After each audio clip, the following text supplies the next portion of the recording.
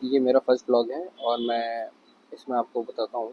एक मैंने थोड़ी परस्यूइंग कर रखी है एक कार, जिसमें क्रेटा 2021 ई बेस मॉडल है मेरे पास। तो उसका मैं आपको डिटेल रिव्यू बता रहा हूँ, जो मैं मुझे 5 साल का मुझे इसमें एक्सपीरियंस दिखा है। तो 5 साल के एक्सपीरियंस के अंदर मैंने ये चीज़ आपको मैं बताऊंगा कि आपको ये गाड़ी लेनी चाहिए कि नहीं लेनी चाहिए। सेकेंड चीज़ की इस गाड़ी का कंफर्ट क्या है, इस गाड़ी की ड्राइविंग क्वालिटी क्या है, इस गाड़ी की इस गाड़ी में आप कैसे आप आपके जगह फील करते हैं। तो आप इस गाड़ी का आउटर साइड की हमने और मैंने कैसे इसको मेंटेन कर रखी है, खैर आपको खैर पसंद आई नहीं है। और मेरे हिसाब से मैंने इसको मॉडिफाई कर रहा है। तो मैं आपको बताता हूँ कि कैसे ये बाहर से दिखती है और कैसे ये मैनेज हो सकती है। ठीक है।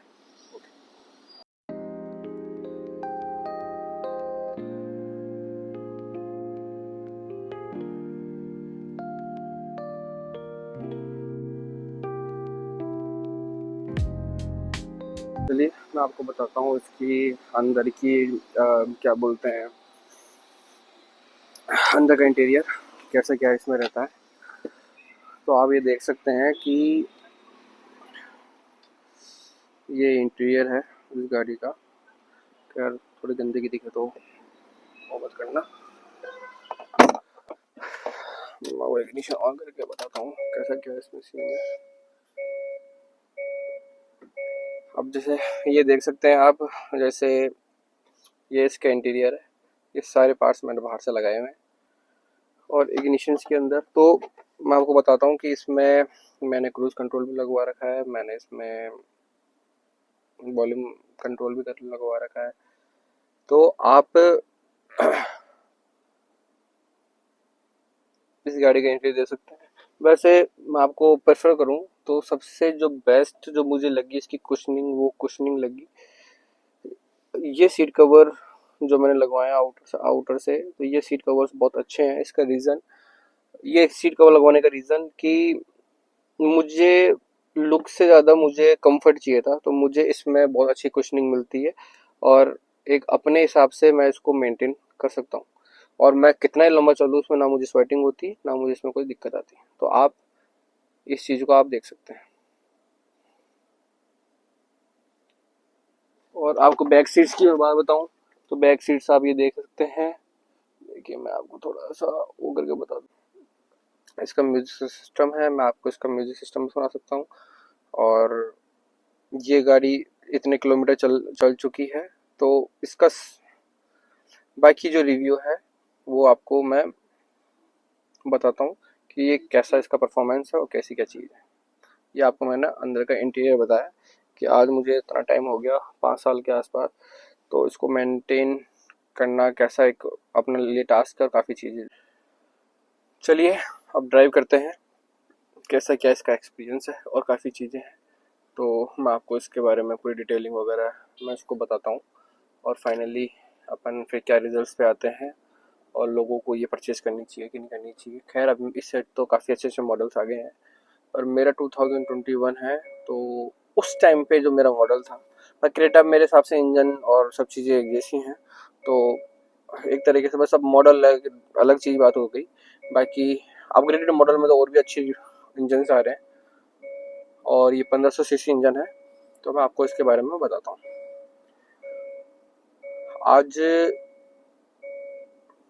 मैं आपको बताता हूँ जैसे कि इस गाड़ी को मुझे आज इतना टाइम हो गया ड्राइव करते हुए, मुझे इस गाड़ी से 1% शिकायत नहीं आई है। इसका रीज़न क्या है कि एक तो शायद सिंगल हैंड मेरे पास गाड़ी रही है, इससे इससे भी एक फ़र्क पड़ता है। बाकी ना अपन एक ड्राइव क्वालिटी की बात करें तो ड्राइव क्वालिटी हमेशा मुझे इस गाड़ी की बिल्कुल परफेक्ट मिली है।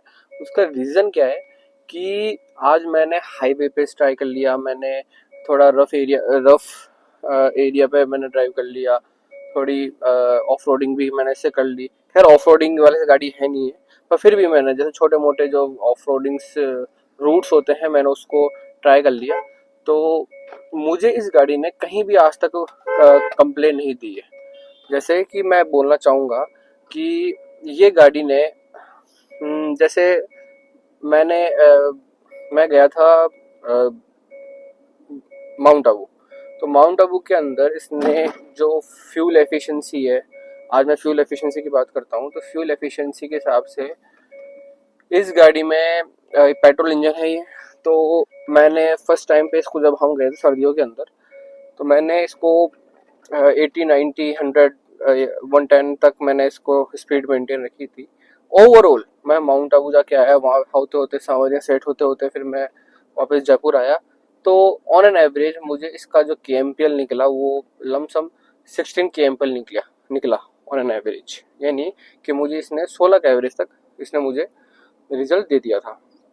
तो गाइस मैं ये बात बोलता हूँ कि लोग बोलते हैं कि भाई पेट्रोल गाड़ी नहीं लेनी चाहिए, पेट्रोल ज़्यादा पीती है। तो मैं मानता हूँ कि आपकी ड्राइविंग क्वालिटी काम करती है, आपकी ड्राइविंग स्टाइल काम करती है कि आप किस हिसाब से आप उस गाड़ी को आप मेंटेन कर रहे हैं और काफ़ी चीज़ें आप एक्सप्लोर कर रहे हैं।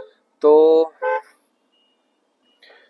जैसे मैं बताना चाहूँगा कि इस गाड़ी के अंदर जब मैंने 500 किलोमीटर से ट्रैवल किया तो मुझे 1% थकान नहीं हुई। इसका रीज़न क्या है?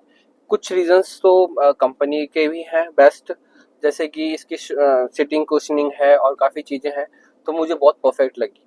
बाकी मैंने फिर भी इसके अंदर काफ़ी कुछ करवा रखा है। जैसे मैंने इसमें जो सीट कवर्स लगवा रखे हैं वो मैंने फैब्रिक में लगवा रखा है, जिससे कि मुझे दिक्कत नहीं आएगी। देखो जैसे आपको मैं दिखाऊं तो ये एकदम से रुक गए यार, एक मिनट। तो जैसे मैं आपको बताता हूँ कि ये गाड़ी, इस कार की बात करूँ मैं आपको, आप चाहे इसको कितना ही दूर ले जाओ। अब मैंने मेरी हाईएस्ट रनिंग इस गाड़ी से वन सिंगल हैंड मेरी 1500 किलोमीटर है। मैंने नॉन स्टॉप इसको 1500 किलोमीटर से चलाया हुआ है। अब मैं आपको अभी इसलिए बता रहा हूँ क्योंकि उस टाइम पे मुझे ये वीडियोस का और इनका उस टाइम पे एक एक्सपीरियंस बताने का मुझे उस टाइम पे कोई इंटरेस्ट नहीं था। मगर अब मैं सोचता हूँ कि काफ़ी चीज़ें बताऊँ आपको मैं इस गाड़ी के बारे में। रीज़न क्या है? क्योंकि आज हम मिडिल क्लास फैमिली है, तो सारे मिडिल क्लास फैमिली के लिए एक ड्रीम होता है कि ठीक है अपन एक बेस्ट कार रखें और वैल्यूफुल वैल्यूफुल मनी रखें। ठीक है, गाड़ी बहुत सारी गाड़ियाँ हैं और बहुत प्रीमियम गाड़ीज भी हैं, कार्स भी हैं।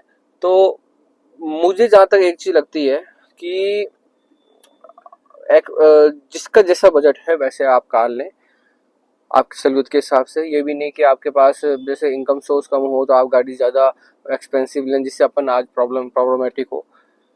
तो मैं मेरी इनकम के हिसाब से मैंने ये गाड़ी ले ली थी, और इनकम सोर्स खैर मेरे तो काफ़ी अलग टाइप के हैं, तो वो तो अपन बाद में डिस्कस करेंगे। पहले अपन इस गाड़ी का डिटेल लेते हैं। तो मैंने इसकी जब राइडिंग और वो चीज़ें देखी तो मैं आपको बताता हूँ कि इस गाड़ी में जब मैंने टॉप स्पीड चेक करी, इसकी टॉप स्पीड चेक करी, तो आराम से इस गाड़ी ने मेरे को 180 तक इसने आराम से परफॉर्मेंस दिखाई है। और उस टाइम का वीडियो शूट नहीं था क्योंकि रीज़न क्या है कि फिर 180 के बाद में गाड़ी ऑलरेडी अनस्टेबल रहती है, पर वो क्या एक्सप्रेस वे था तो मुझे कोई दिक्कत आई नहीं थी। मैंने आपको इसकी डिटेलिंग दी है, और आई होप आपको ये वीडियो समझ में आई होगी। इसका रीज़न क्या है कि इसका ये मेरा खुद का पर्सनल एक्सपीरियंस है, और उस टाइम पे ये मेरी खुद की फेवरेट गाड़ी थी। और मैं आपको इसकी डिटेल या फिर आपको मैं ये चीज़ें मैं इसलिए नहीं बता रहा हूँ कि मतलब मैं इसमें जो पॉजिटिवनेस जो मैंने देखी इस कार्स के अंदर, वो यही देखी कि इसका आज बेस्ट ड्राइविंग क्वालिटी अपन जिसे बोलते हैं, राइडिंग मोड जिसे बोलते हैं, ड्राइविंग मोड जिसे बोलते हैं, मुझे बहुत परफेक्ट मिला है। तो बेस्ट से बेस्ट ये चीज़ होती है कि आप कितना ही लंबा जाए आपको थकान ना हो, तो आपको इस गाड़ी में नहीं मिलेगा। तो ये फाइनली एक मेरा डिटेल रिव्यू है इस केटर 2021 पेट्रोल ई बेस मॉडल का। तो अगर आप परचेस करना चाहें तो आप निडर हो के आप परचेस करें। फिर दूसरी बात क्या है कि इस गाड़ी में इतने वेरिएंट्स हैं और इस गाड़ी में इतनी चीज़ें हैं कि आप जैसा मॉडिफाई करना चाहें आप वैसे कर सकते हैं। अगर आपको बेस मॉडल लेना है, आपको आउटर आउट ऑफ कंपनी से आपको अगर कुछ इंस्टॉल करवाना तो आप आराम से करवा सकते हैं। तो और इजी टू इंस्टॉल है कि और प्लग टू प्लग इन काम है जिसमें आपको बहुत दिक्कत नहीं आएगी। तो आप आपके हिसाब से सहूलियत में लें। किसी को सनरूफ पसंद आती है, किसी को नहीं आती। खैर मेरा तो उस टाइम पे बजट ही बहुत लिमिटेड था, तो मैंने कोशिश ये करी कि कम बजट में मेरे ज़्यादा चीज़ें मुझे मिले, तो वो चीज़ मैंने इसमें करी।